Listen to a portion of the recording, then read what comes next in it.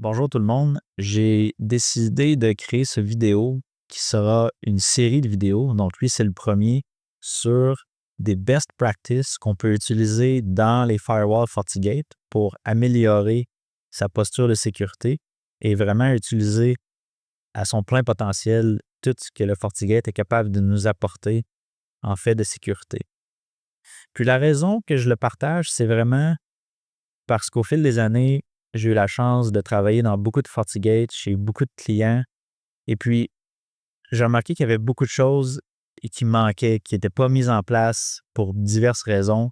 Donc, je crois qu'en tant que professionnel, on peut beaucoup s'améliorer, puis on peut vraiment aller chercher beaucoup plus de sécurité si on met en place les best practices dans chacun de nos produits. Donc, aujourd'hui, on va parler des objets ISDB. Ce que ça veut dire, c'est Internet Service Database. On les retrouve ici dans les Policy and Objects. C'est quoi les ISDB? C'est des objets dynamiques qui sont dynamiquement gardés à jour par Fortinet, plus précisément FortiGuard, leur équipe de recherche. Et ces objets-là vont référencer des services de tous les jours sur Internet qu'on utilise. Par exemple, si on regarde Adobe DNS, on descend plus bas, il y a du Amazon ici, j'ai du Apple. Si on clique sur un Apple DNS, on voit que j'ai 18 millions d'adresses IP là-dedans. C'est beaucoup d'adresses IP. Donc, c'est ça les objets ISDB. Il y en a plein, il y en a pour toutes sortes de services. Et si on descend plus bas, ici, il y a aussi des objets qui sont malicieux. Donc, on est capable de bénéficier, par exemple, de tous les serveurs qui sont considérés malicieux par FortiGuard, toutes les Command and Control Servers qu'on a identifiés sur la planète sont référencés ici. Il y a aussi toutes les VPN.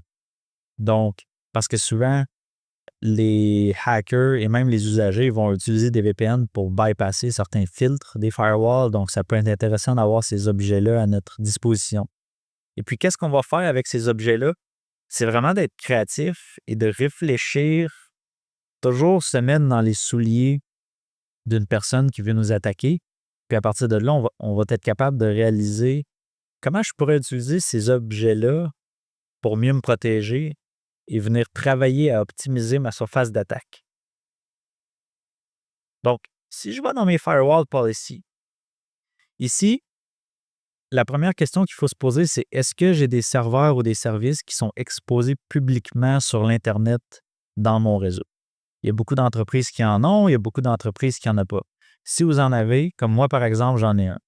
J'expose mon FortiAuthenticator pour les notifications push. C'est un des produits chez Fortinet. Et j'ai donc ouvert un port à l'Internet de WAN 1 vers mon VLAN.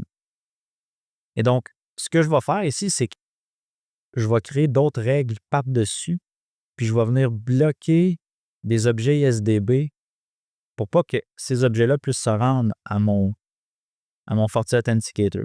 Les premiers objets que j'ai bloqués, c'est intéressant, c'est des scanners. Donc, ça, c'est des scanners sur l'Internet qui vont scanner tout l'Internet au complet. Un populaire que tout le monde connaît, on parle de Shodan. Et puis, n'importe qui peut aller sur ces scanners-là, puis on peut regarder quels ports qui sont exposés publiquement sur quelle adresse IP, quel service qui roule en arrière, quelle application, si c'était ouvert. Donc, c'est vraiment une mine d'informations pour n'importe qui veut essayer de rentrer chez vous, c'est d'aller consulter des scanners comme ça. Moi, je bloque ça. Je ne veux pas qu'aucun scanner vienne scanner mon FortiAuthenticator pour que n'importe qui puisse voir qui est là. Donc, ça, c'est de 1. Ensuite, les objets VPN Anonymous. Ça, c'est... Les pirates sont pas stupides. Ils savent que la plupart des gens sont assez malins pour venir faire du GeoIP, donc ils vont bloquer par pays.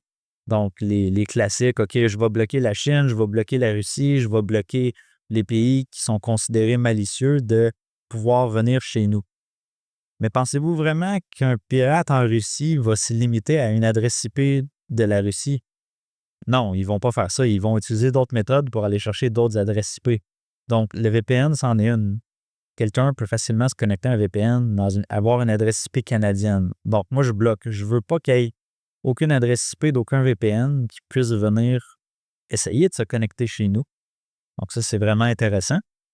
Ensuite de ça, les VPN, oui, mais il y a d'autres façons parce que il y a beaucoup de gens qui les bloquent, les adresses IP des VPN. Donc, pour contourner ça, si on se met dans la peau d'un hacker, qu'est-ce qu'on peut faire encore une fois? Puis, il y en a beaucoup qui le font, c'est on va aller s'acheter ou se louer une machine virtuelle chez Amazon AWS, chez Microsoft Azure, chez n'importe quel fournisseur de cloud public ou privé. Puis ça nous donne accès encore une fois à des adresses IP dans le pays qu'on veut. Donc, je peux facilement me spinner une petite VM dans Amazon AWS, un petit serveur, une petite VM Linux avec un CPU, puis une gig de RAM, puis ça coûte pas cher, puis je suis en affaires. Je peux aller n'importe où je veux. Donc, moi, ce que je me suis dit, c'est je bloque ceci. Je veux pas qu'il y ait des VM de AWS, ni de Azure, ni de Google Cloud qui puissent essayer de se connecter chez nous. Là, c'est sûr qu'il faut faire attention ici parce que c'est pas tous les réseaux et tous les environnements qui peuvent se permettre de bloquer ces objets ISDB-là. Donc, il faut faire attention, il faut connaître son réseau, connaître son environnement parce que ça vient réduire énormément notre surface d'attaque. Donc, juste faire attention. Il y a aussi d'autres objets qui sont disponibles, qui sont intéressants, comme les serveurs OVH, qui est un fournisseur populaire. Et puis, c'est cela. Donc, soyez créatifs, réfléchissez à quels objets ISDB que vous pouvez utiliser pour venir réduire encore plus votre surface d'attaque. Une autre chose qui est importante, c'est que quand on fait une règle comme celle-là, du WAN vers le LAN, c'est important de s'assurer que dans la policy, on a le paramètre ici d'activer Set Match VIP Enable. Donc ça va faire en sorte que la règle va prendre en considération les VIP. Et étant donné que j'utilise des VIP pour faire mes ouvertures, c'est important de l'avoir. Sinon, ça ne fonctionnera pas. Ensuite de ça, maintenant, on va regarder de l'autre côté de la clôture. De l'intérieur, de chez nous vers l'Internet, qu'est-ce que je peux faire?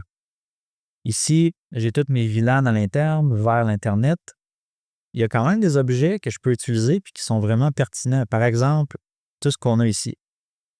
Des serveurs de phishing, des serveurs malicieux, toutes les botnets Command and Control Server, tout ce qui est du spam, je bloque, évidemment. Et ce qui va être intéressant de faire, c'est vraiment de surveiller. C'est pas juste de mettre ça en place ici puis de laisser ça comme ça, surtout pour ce qui est de l'interne vers l'externe. On veut venir rajouter ça. On veut surveiller ça dans nos processus d'opération de sécurité. Donc, par exemple, si vous avez un FortiAnalyzer, un FortiSIEM ou peu importe quel SOC que vous utilisez, vous allez venir vous assurer qu'à chaque fois qu'il y a du trafic qui va frapper cette règle, c'est à considérer. Il faut investiguer parce que pourquoi est-ce qu'un de mes ordinateurs à l'interne viendrait essayer de se connecter à un de ces objets-là malicieux? Il n'y a aucune raison qu'un usager devrait aller vers ces adresses IP-là. Donc, si c'est le cas, c'est une bonne raison d'investiguer. Donc, ça vient nous rajouter des IOC, Indicator of Compromise de plus dans nos processus de sécurité à l'interne. Donc, c'est très pertinent et c'est très intéressant ce qu'on peut faire avec ça. La vidéo est terminée. Ça conclut sur la première phase avec les objets ISDB. Il y a d'autres choses qu'on va pouvoir faire avec, que je vais partager dans d'autres vidéos. Pour aujourd'hui, ça conclut ce que j'avais à montrer. Si vous avez des questions, vous avez besoin que je vous mette en contact avec différents experts de Fortinet, je vais mettre dans le lien de la vidéo mon profil LinkedIn. Donc, vous pouvez m'ajouter, vous pouvez m'écrire. Puis, ça va me faire plaisir de vous répondre. Et j'ai pris la peine de faire ces vidéos-là en français parce que je suis québécois, je vis au Québec, donc Mon intention, c'est vraiment de le faire pour la communauté professionnelle des gens au Québec.